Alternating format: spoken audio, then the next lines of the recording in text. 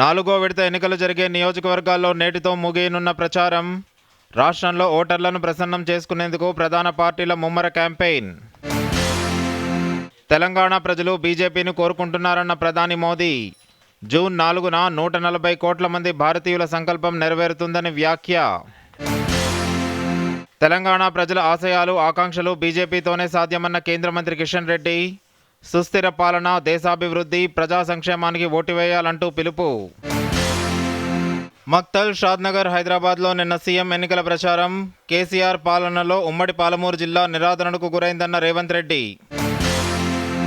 కమల దళంపై కాంగ్రెస్ విమర్శలు.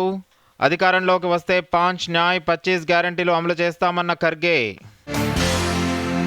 రాష్ట్రంలో మెజారిటీ సీట్లు సాధిస్తామన్న బండి సంజయ్. ప్రధాని మోదీ పాలనను మరోసారి ప్రజలు ఆశీర్వదిస్తారంటూ ధీమా. ఆగస్టు 15 నాటికి రుణమాఫీ చేసి తీరుతామన్న మంత్రి తుమ్మల.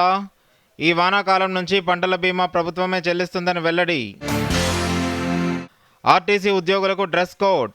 జీన్స్, టీషర్ట్ ధరించి రావద్దన్న ఎండీ సజ్జనార్. యూపీలో ఇండీ కూటమిదే విజయమన్న కాంగ్రెస్ నేత రాహుల్ గాంధీ. 50 స్థానాల్లో విజయం సాధిస్తామని ధీమా.